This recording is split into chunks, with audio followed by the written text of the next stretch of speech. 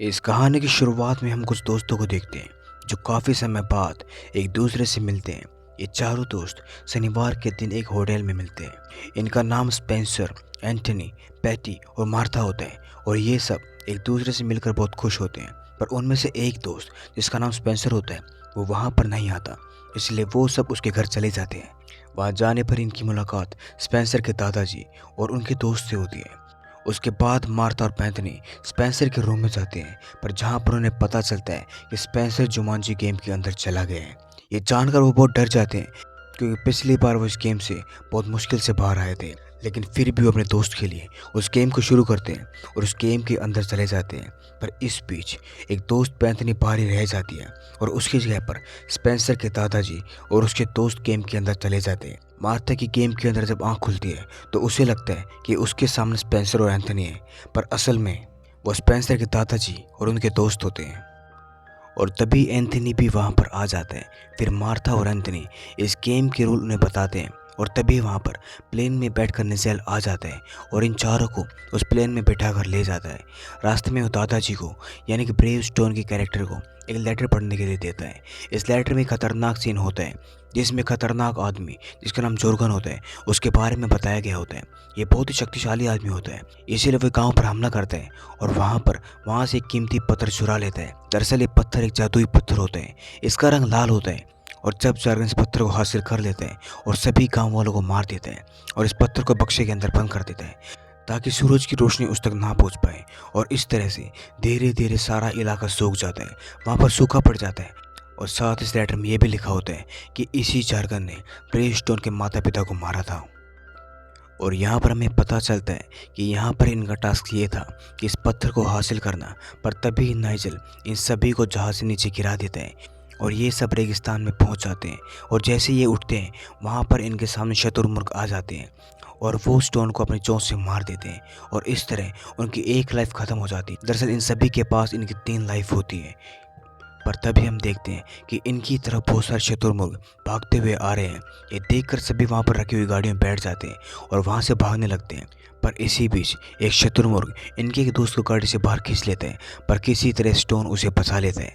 वहीं पर दूसरी गाड़ी में जिसमें मार्था चला रही होती है वो क्रैश हो जाती है, पर स्टोन आकर उन्हें भी बचा लेता है और फाइनली कार को तेजी से भगाकर एक खाई को क्रॉस कर लेते हैं। सबकी जान बच जाती है और फिर मार्था सबको उनकी ताकत और कमजोरियाँ बताती है। और फिर एक बार इन जारगन और उनके आदमी नजर आते हैं। जारगन इस गेम के कैरेक्टर को मार देते हैं और यहाँ पे इनकी मुलाकात असली वाले स्पेंसर से होती है और फिर स्टोन की गर्लफ्रेंड वहाँ पर आकर इन्हें क्लू देती है जिसमें इन्हें एक फल को ढूंढना होता है। और फाइनली वो उसे ढूंढने के लिए निकल पड़ते हैं। वह स्टोन और स्पेंसर और उनके दादाजी का दोस्त उस पत्थर को लेने के लिए जाते हैं और दूसरी तरफ मार्था और एंथनी जाते हैं।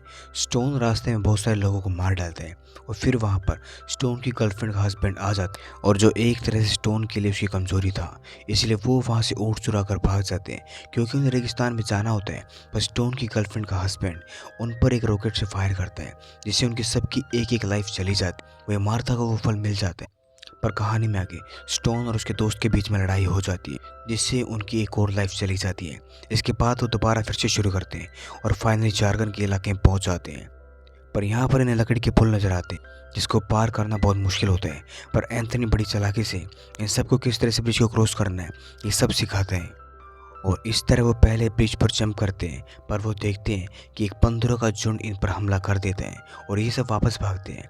पर इस दौरान वो अलग अलग हो जाते हैं और एक बंदर मार्था को ब्रिज से नीचे गिरा देता है जिससे उसकी एक लाइफ ख़त्म हो जाती है। दूसरी तरफ एक और बंदर स्पेंसर को गिराने ही वाला था कि स्टोन उसे बचा लेते हैं, पर फिर वो किसी तरह से मार्था और स्पेंसर ब्रिज को पार कर लेते हैं और धीरे धीरे बाकी भी ब्रिज को पार कर लेते हैं। पर खतरा भी टला नहीं था, बंदर भी इनके पीछे लगे हुए थे और वो ब्रिज क्रॉस करके इनके पास आ जाते।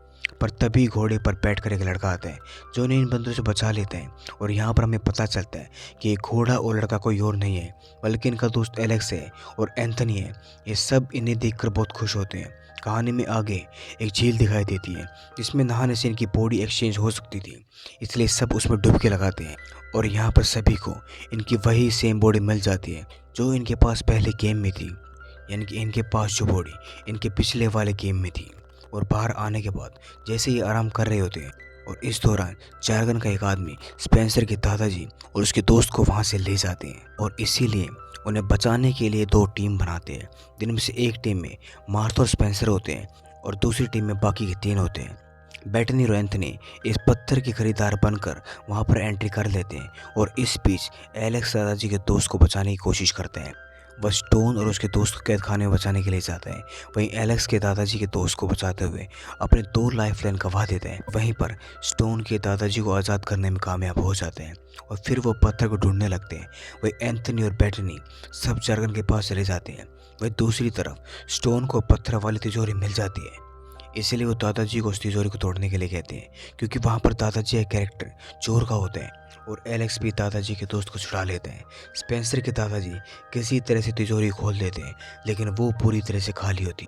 वहीं दूसरी तरफ एंथनी और बेटनी जार्गन के सामने कमज़ोर पड़ रहे होते हैं, लेकिन वहाँ पर मार्था आकर इन्हें बचा लेती है और फिर स्टोन और दादाजी वहाँ पर आते हैं और जार्गन के साथ उनकी लड़ाई शुरू हो जाती है।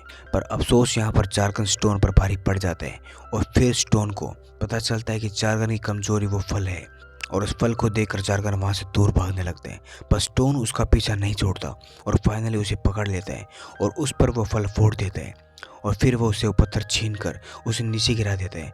पर तभी दादाजी घोड़े पर उड़कर स्टोन को पकड़ लेते हैं और वो पत्थर को ले लेते हैं और वो सीधा पत्थर को लेकर आसमान की तरफ जाते हैं, जहाँ पर वो उसे सूरज की रोशनी में ले जाते हैं, जिससे चारों तरफ हरियाली हो जाती है।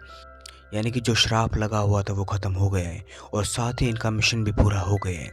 इसलिए वो उस पत्थर को उसके मालिक को दे देते हैं और वापस आने लगते हैं।